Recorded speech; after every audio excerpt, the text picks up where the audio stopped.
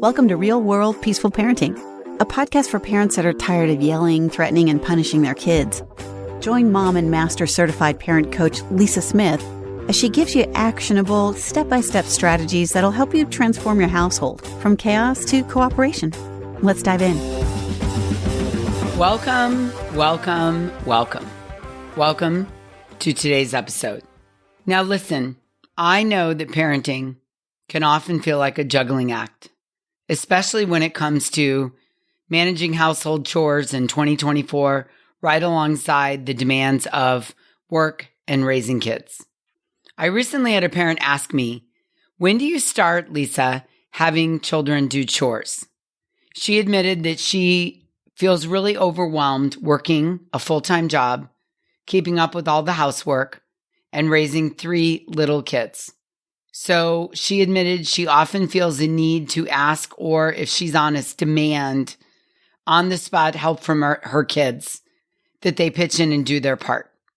And when the kids who are little push back, she often feels defeated and then tells herself they're never going to help, they don't want to help, they don't help well, so it's just easier to do the chores myself, which then leads her to feeling more and more exhausted, overwhelmed, dysregulated, and triggered when around her kids.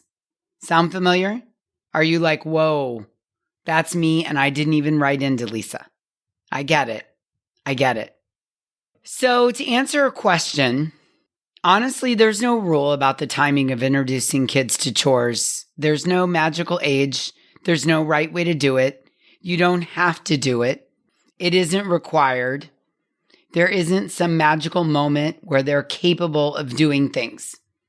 And it's very dependent on the emotional development of your kids, dependent on their interests, the size of your family, the amount of work that needs to be done. A family of 4 has more of a need to have the children do chores than maybe just a family of 1. A single parent might have more of a need for the 2 kids to pitch in and tidy up after themselves than when 2 parents live in the same home. There's no right or wrong answer. There's really not. And the truth is that chores can be activated at any point. It isn't like there's a window. And if chores don't get added to the list of childhood development milestones by the age 8, then your child will never do them, or they'll be lazy, or they won't be self-sufficient. There's no window. The other thing is, it's okay to ask your oldest to do a chore and not ask the younger kids to do it, or ask them to all do a chore together. Again, there is no data that says that activating chores at a certain age or by a certain age or certain chores produces kids that are, quote, more productive or more successful. There's no data that speaks to that. Now, if your oldest is looking for some autonomy, or maybe he or she is looking to earn some money and is looking to be differentiated from the younger kids, a chore could be the way to get it done. Maybe your oldest is looking to feel autonomous from their sibling. Chores might be a great way to go. Here's the thing about chores. Now, I know some of you aren't going to want to hear this, but it's 100% true. Here's the 411. Kids are not just going to do them automatically, and they're not going to do them upon command, especially if they're little. There has to be an incentive. To get them really engaged, there has to be something they're going to get out of it. And most kids don't find working fun. Now, some do. And remember, kids are hardwired for 2 things, capital F, capital U, capital N, and to get their needs met. And if you have a kid that loves playing mommy and doing mommy things, like getting the baby's diaper or cleaning up the toys, they find that fun, and you find a way to make cleaning up the toys fun or a game or a contest, then take advantage of that. Use that in your favor. But if your kids don't find fun in helping, then you may want to use some other way to engage them in the chores to make the chores fun. Because kids, especially when they're little, are not hardwired for work. They're hardwired for fun. So have a dance party. Put the music on and dust together. Or say, we're all going to clean up and then we'll make cookies together.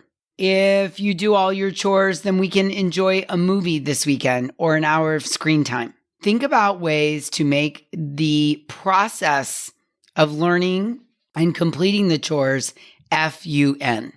Otherwise, the parent is just trying to cajole the child into doing the chore, which then becomes another chore for the parent, right? You can relate to this. And the parent goes, well, just forget it.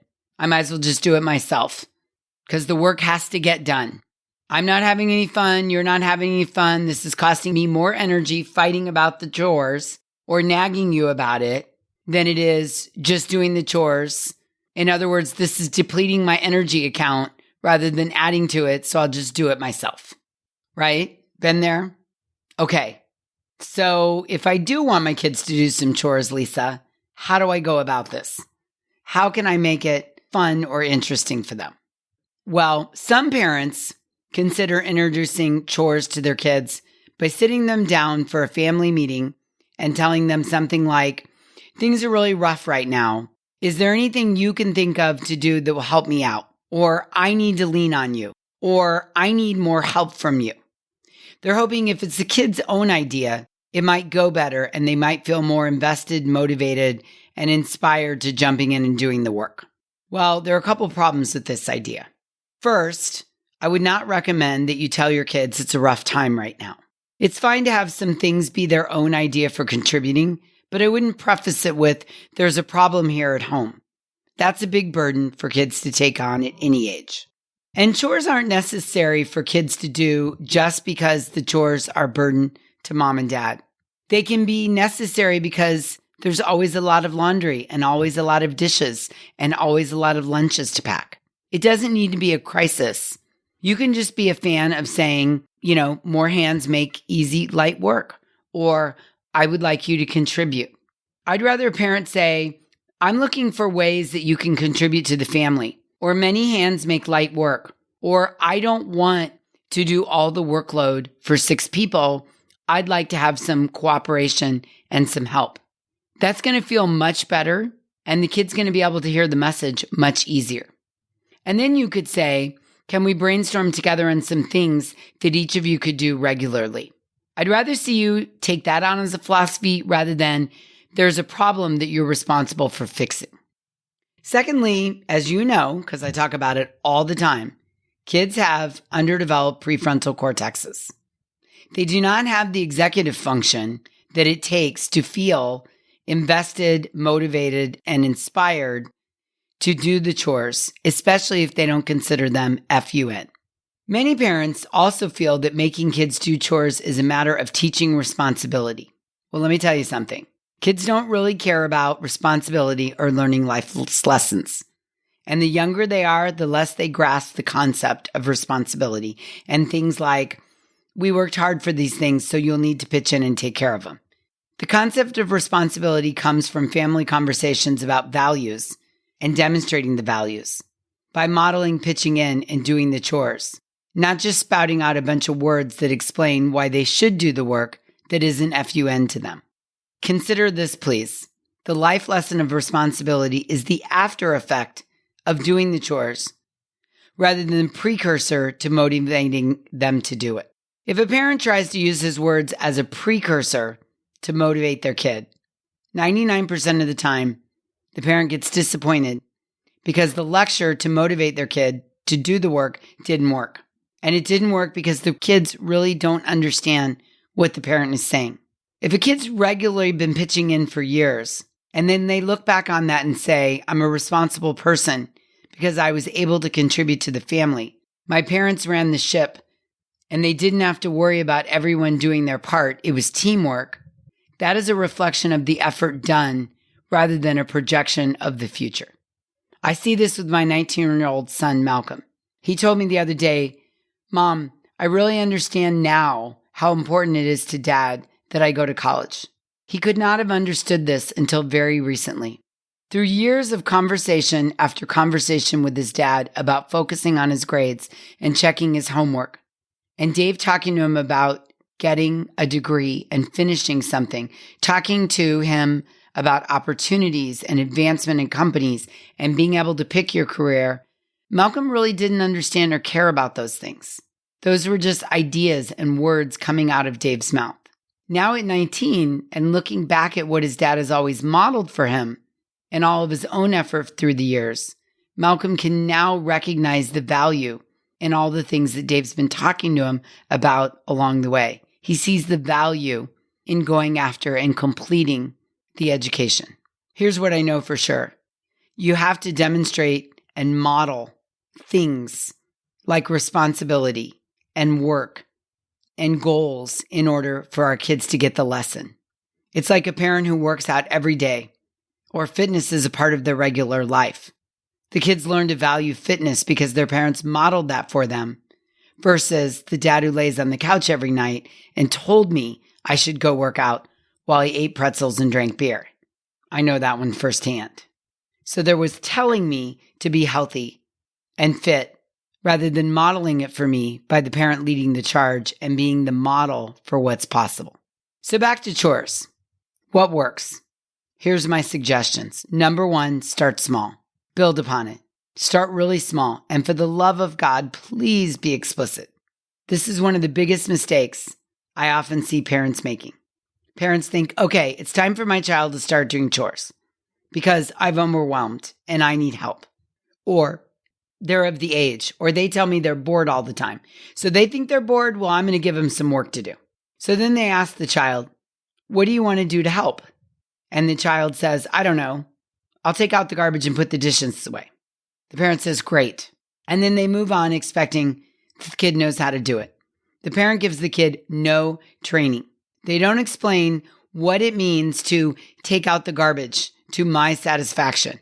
And so the kid has absolutely no training. The parent doesn't say, okay, the first thing you do is you pull the lining out of the trash bag off the edges of the can. Then you seal it up. Then with one hand on the string and your other hand on the bottom, you carry it out. Because if you lift it out and it's too heavy and it falls, or you don't cinch it, the trash will fall out or leak through the house and around the garbage cans on the outside, and then the animals will come. So this is how you do this job really well, step by step. If we're honest with ourselves, most of us parents offer no training to our kids on how to do the chore to our satisfaction, or they are not explicit with their kid so that they can get it right 100% of the time, the first time and all the time. Remember, be incredibly explicit. Offer training. Show them exactly how to do it. Do not assume. Okay, number 2, be patiently consistent. Here's the thing. Kids have little to no prefrontal cortex. They don't connect the dots. They don't remember. They don't anticipate. And many times, frankly, they don't care. So your job while teaching them and creating the habit of chores is to be patiently consistent. Back to the garbage can example. When the kid doesn't remember because he can't remember that Tuesday is garbage day every day of the week because it's not on his radar, he doesn't have a fully developed prefrontal cortex, he's not super dialed in, and maybe he was never trained how to do it right. When you come home Tuesday night from being out at a meeting and you realize the garbage can is not out in front of the house, it's easy to get mad, dysregulated, and triggered. But we need to be patiently consistent in reminding them because they have little to no prefrontal cortex. They're not connecting the dots. So as an example, my son has been taking the garbage out every Tuesday night since he was 12. And at 19, he's just now putting all the dots together. He called me the other day, one day last spring on his way home from school and said, hey, Mom, I just realized today is Tuesday and Tuesday is garbage day. When I get home, I'll put the garbage out. And I was like, yay, victory, victory, victory. Every Tuesday for 8 years, this kid's been putting the garbage can out on the curb. And it took that long for his brain to form the habit around Tuesday's garbage day, I should put the can out. I was patiently consistent with him. Another client of mine told me she would get so mad when she would tell her 14-year-old daughter to do the dishes.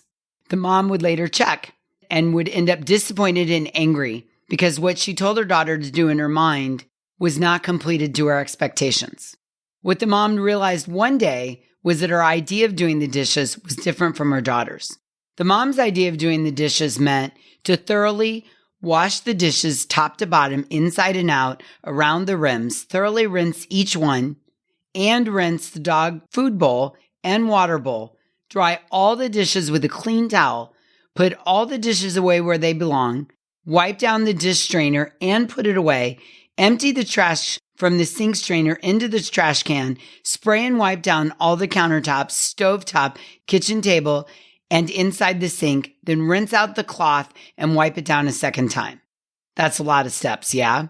What the mom learned was, after modeling what she meant by doing the dishes, and this mom realized that she had not trained her daughter and had not been patiently consistent. So she wrote down a checklist of each and every step that I just listed, and she hung it on the refrigerator. And voila, since then, her daughter has met her expectations every time. Communication, training, and patiently consistent. And the daughter felt more feel-good chemical hits from completing the job well and not being criticized or charged with character flaws for not knowing what her mom really wanted or meant when the mom said, do the dishes. Be patiently consistent. Suggestion number 3, modeling and training builds connection. As parents, we have incredibly high expectations because we've decided it's time for the kids to start doing chores. But we rarely offer any training. We very rarely catch them doing things right. And instead, our brain focuses on, why didn't he remember to put out the trash can on a Tuesday? And why did she not wipe down the countertops? And then we get mad at them when the garbage falls out the bottom, even though we didn't give them any training. Or they go out there to make it fun, and 2 of them go out there together, and one lifts the lid and the other tries to catapult the garbage in because they're trying to make it fun. And then the bag breaks and the garbage goes all over the place, and then we get mad. But we've done no training. So they don't even really know what the quote right way is to take the garbage out. And instead of letting them feel a sense of accomplishment from the training, they feel bad about themselves because we're mad at them because they quote didn't do it right, even with no training. I mean, let's be honest here. Most of us, if we bought a Subway shop and we were going to hire a bunch of high school kids, we would not treat them this way. We would train them over and over and over on how to make sandwiches until they got it, because we would understand that they knew nothing. In many instances, it would be their first job. They've not made a ton of sandwiches, and they've also not made sandwiches the Subway way. So we would train them patiently until they got it, until they knew how to do it the Subway way to make the sandwiches consistently every time. But for some reason, when we give our kids chores, we just expect them to know how to do everything. Do it right, do it efficiently, do it consistently, and never make mistakes. So please, please, please, let's train them. Let them feel that feel-good chemical hit to their brain from doing the job. And manage your expectations. The first time your kid does a new job, or maybe the second time, they're probably not going to do it well. Praise them anyway. Let them feel that feel-good chemical hit. The first time someone does a job, they're only going to do it well, about 60%.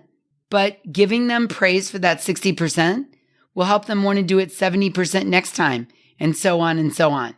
When we keep praising the effort, the more and more each time will feel good, and the better they'll get at it.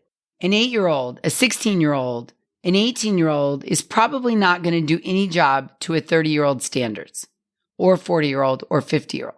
You don't have to make that mean anything about you, and you definitely don't have to make it mean anything negative about your kid, that he or she has a character flaw because they're not doing the chore perfectly. It doesn't mean they're going to be living under a bridge or the shopping cart. It doesn't mean they're rude or disrespectful or lazy. It just means they haven't mastered the chore yet. And the reality is kids don't care about garbage or dishes or the dirty bathroom. Lastly, I want to share with you that each one of us shows up to parenting with different lenses and perspectives. And that's okay. Some of us may feel that the world is going to implode if our kids and other families' kids don't learn to do chores from an early age with a sense of integrity and responsibility. Others of us, on the other hand, may have lived traumatic childhoods with painful memories of having to do slave-like chores for dominant parents who insisted we existed only in order to serve them. And still others may be somewhere in between the two extremes, and that's okay. The tip is to recognize where you are on the spectrum, on the continuum, and acknowledge that you do bring your own lens and perspective to your parenting, especially around chores, and so does your co-parent. And that's okay. Just have an awareness.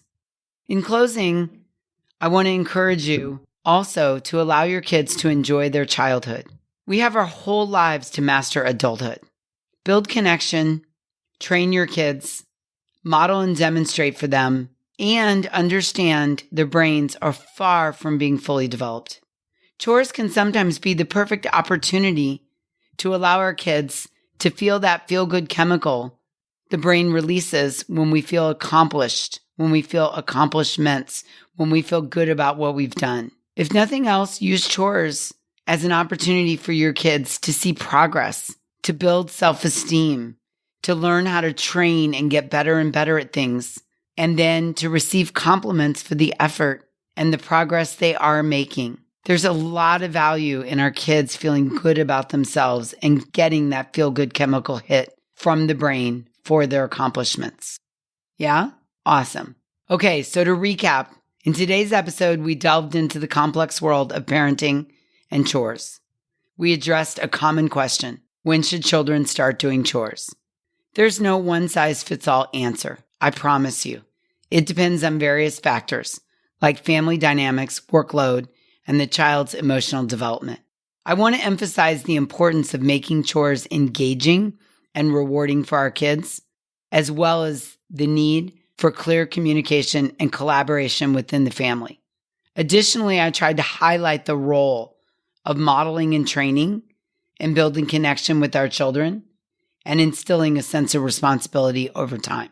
Today, my goal was for you to walk away with a sense of importance of patience, understanding, and compassion as the parent in navigating the challenges of household responsibilities. And as we wrap up today's episode, I want to encourage you to reflect on your own approach to chores and parenting. Remember, there's no perfect formula. There's no right answer. Each and every family is unique. And by fostering a supportive and nurturing environment, we can empower our children to contribute to the household while still allowing them to enjoy their childhoods. As always, I want us to continue to prioritize connection, communication, and cooperation in our parenting journey. Sound good? Awesome. Thank you for tuning in. And until next time, I'm wishing you peaceful parenting. Thank you so much for listening today. I want to personally invite you to head over to thepeacefulparent.com/welcome and sign up for my free Peaceful Parenting mini course. You'll find everything you need to get started on the path to peaceful parenting just waiting for you over there at www.thepeacefulparent.com/welcome. Can't wait for you to get started. Thanks for listening to Real World Peaceful Parenting. If you want more info on how you can transform your parenting, visit thepeacefulparent.com. See you soon.